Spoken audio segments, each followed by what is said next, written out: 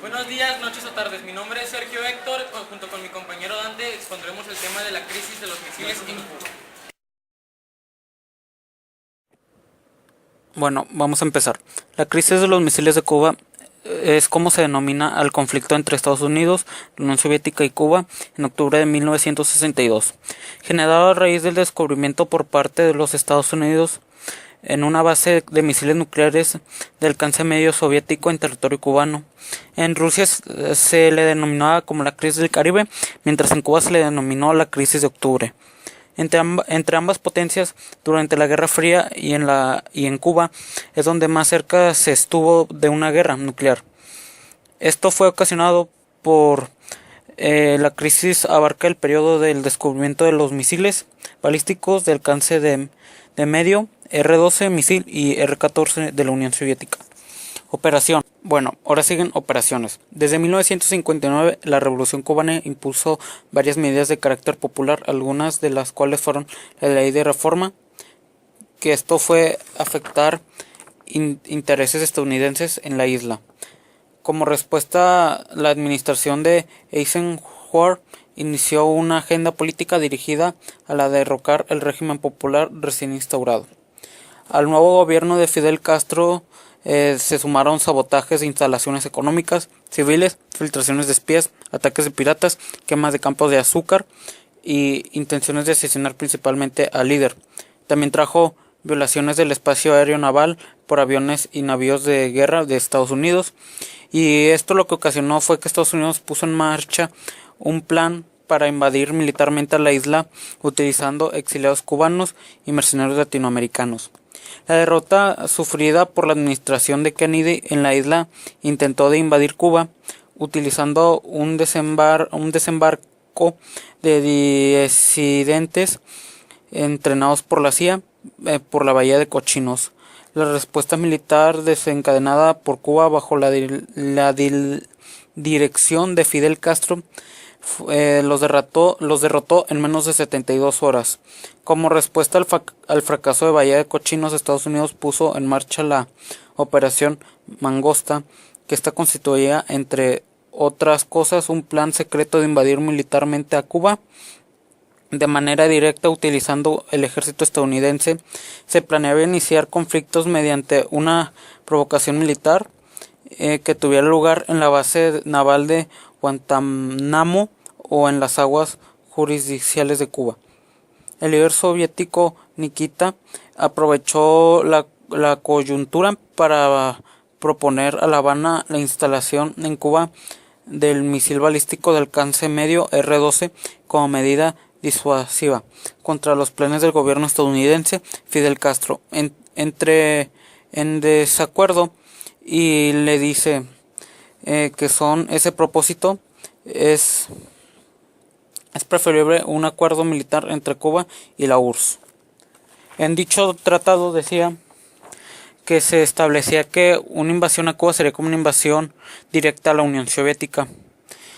Luego esto, por su cercanía a Estados Unidos, una base militar de este tipo potencialmente podía ocasionar una guerra nuclear.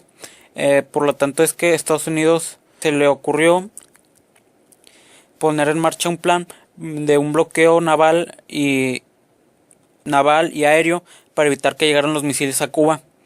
Esta operación se llamó Anadir y fue un código utilizado por la Unión Soviética. En este plan se dirigía Estados Unidos a la URSS, que era en ese tiempo, a que no mandara los misiles porque si no desencadenaría una guerra nuclear. El comienzo de la crisis fue cuando el 22 de octubre de 1962 el presidente Kennedy se dirigió públicamente a Estados Unidos con un mensaje televisivo de 17 minutos. Ahí habló por primera vez públicamente de establecer una cuarentena y un cerco naval, que esto constituía de un bloqueo naval y aéreo. Y esto, lo que ocurrió en Rusia fue que el presidente Nikita no se lo tomó nada bien, y el 24 de octubre le mandó un mensaje al presidente diciendo que la URSS ve el bloqueo como una agresión y no instruirá los barcos que se desvíen. Lo que ocasionó es que el presidente Nikita hizo que los buques y las aeronaves bajaran la velocidad para evitar algún problema en el camino. Bueno, ahora sigue el Sábado Negro. Entre Estados Unidos y la URSS había una probabilidad muy grande de que hubiera una guerra nuclear abierta. Esto ocasionó que el Consejo de Kennedy consideraba un serio escenario de guerra nuclear por parte de la URSS, igualmente la URSS. Sin menor duda, el 26 de octubre, el gobierno soviético envió un mensaje personal para llegar a un acuerdo que los navíos estadounidenses se retiraran de Cuba por un posible ataque a Cuba, para derrocar el régimen de Fidel Castro. El 27 de octubre, las defensas soviéticas en Cuba detectó un avión en un espacio aéreo, el cual fue destruido por misiles de tierra aéreo.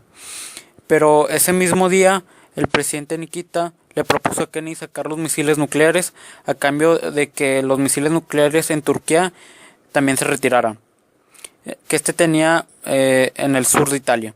Mientras que los diplomáticos de ambos bandos discutían para cómo detener la crisis, aunque todo esto Fidel Castro fue el único que no estuvo presente en este caso.